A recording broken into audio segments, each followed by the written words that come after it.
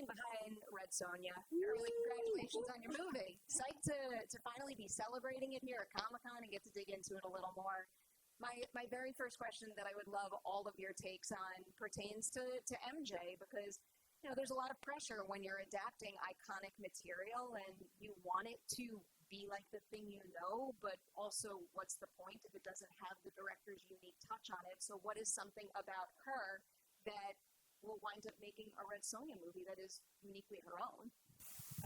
MJ was a great leader, and to me, she was a fundamental part emotionally and psychologically, because we had long days shoots and night shoots with rain and fire, and 5 a.m. was hard to keep going, and she was rooting, putting music on, giving us so much energy to move forward. So she was such a great leader. And then she, from the start, honestly, from this first self-tapes I've done for Red Sonja, she was so specific on certain things she wanted for Red Sonja and her vision of the film. And she was just always available for creatively speaking about the character and the script. So it was great to work with her. Best kind of partner and leader to have. I love that. How about for the three of you? Yeah, I would actually echo what Matilda said. She was actually, since the beginning for me as well, great. Spoke me through the script, even in the audition process, and was always there as a sounding board on set, whether it was physically or emotionally or just to, ask questions. And really, I think she's the soul of the movie. And as well, MJ, back in the earlier days, used to present a nature television show for the BBC.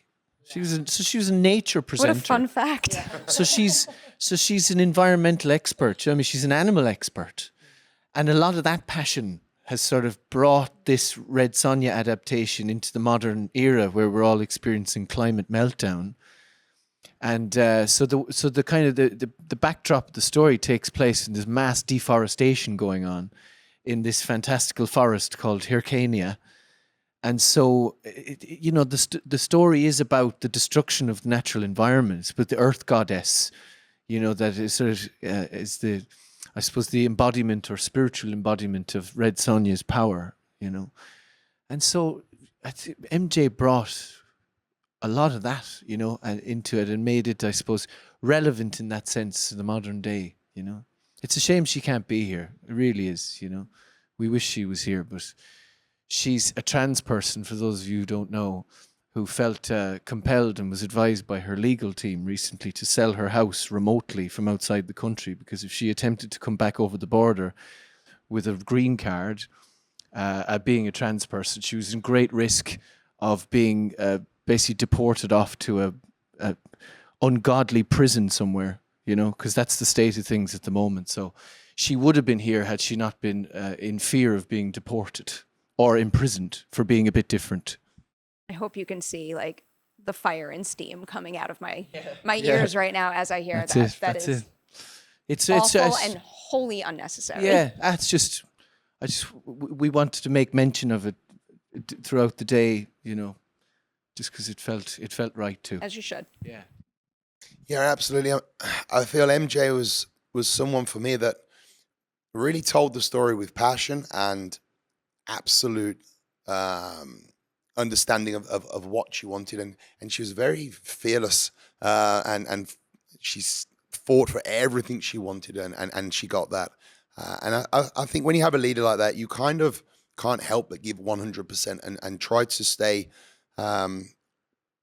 try to keep your energy high on set, try to appreciate the opportunity you have, and also try to deliver the best performances with the direction of the story and the purpose behind it. I think that's what I really found for myself was awesome, because when you have a director who has pure clarity on what their objective is, it makes our job so much easier. All right, I'm going to dig into your performances and characters now. Matilda, I'll start with you.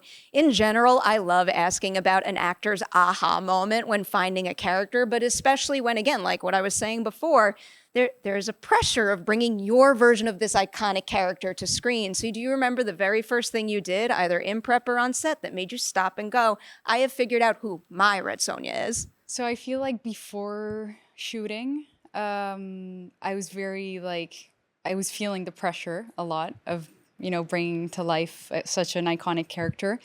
And I started reading the comics, and, what I found was that, like, before she was a warrior, she's a survivor, and I wanted that to come through. And I think that's, like, when I found the key to, like, what I wanted to bring to her that was, like, really relating to me. But I can't say, like, 100% I found her. She's got so much to her that I hope that I will bring some more. I like the sound of that. I'll take that. Martyn, I'll jump down to you now, because there was something you had said in another interview that really caught my eye. You said, all these bad guys that I've had the privilege of playing all carry the Martyn-esque arrogance about them and grandeur. I'd like to think that's what I leave on the character. I am looking forward to seeing more of that, but can you tell us maybe a new layer or an acting first you experienced playing this one here? I don't believe I said that. Breathtaking arrogance. Wouldn't it be crazy if I just made that whole quote up? I did not. I will source it awesome later. Statement. No, I do remember saying that. And I think that's something that I do try to bring an element of me to every character, because I feel that's really important too. You get hired for a job because of who you are, and the director sees something within you that they see within the character. So to bring a part of you, not to the point where you're taking over the character, but just that part of you that can make that character shine, I feel is important. I think for Karlak, what was really important was to try to find the human within the beast. This is a character that's not necessarily humanized, but has the ability to communicate with humans. So for me, it was essential to try and bring belief to this character, but at the same time, remember he is not normal and not one of the rest. So it's how do you sell that without it being too much? Eager to see more of that. Robert, I'll jump to you now, and there's a particular line in the trailer that I wanted to ask you about. You say, you and your kind are relics from the past. I am the future. Can you maybe tease what qualities of the past he's looking to do away with, and what his ideal version of the future looks like? Dragan thinks that spiritual belief, I suppose crudely saying, belief in gods, belief in the invisible, is just a form of ignorance, and makes those who believe in God or gods relics from the past. He thinks that, the forces of the world, to sort of blindly believe them as these force of invisible gods, is a kind of willful ignorance, and he's trying to essentially figure everything out scientifically, and so that's his real drive. He thinks you just got to know how things work. He's a technocrat, really, and the technocracy. Is that right? Is that a word?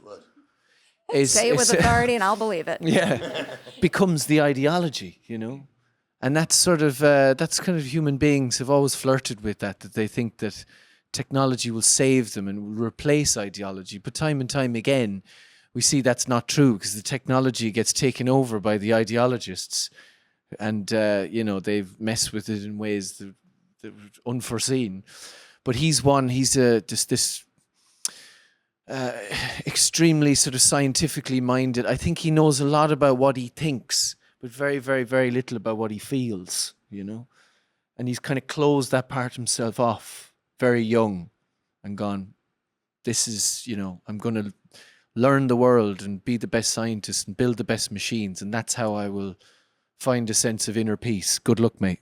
All right. Well, so I'm coming your way now. Your character was described to me as ruthless, and that made me wonder, what is a particular line she is willing to cross that maybe none of the other characters will? Oh, I like that question. I think one of the things that Annisia is searching for is the truth. I think, and I hope that, you see as the story unravels, more than just one side to her. She's a very layered, very complex and multifaceted character. And I think really, although, she's power hungry, maybe not quite as much as Dragan, but she is ruthless and fearless. But I think above everything else, she's trying to really find who she is and find the truth within her life. I'm so curious to dig into more. Before I have to let you go, Martyn, I did want to squeeze in a Mortal Kombat 2 question because I'm not sure we're allowed to do that's this. all, The that's trailer all, is out. We that's charge all extra for starting that. all over again. I just got a fun mailer before I came here, so it's on the brain right now. And I just vividly remember when your casting was announced, the general reaction was oh my God, he is absolutely perfect for that role. I'm glad you came out with that.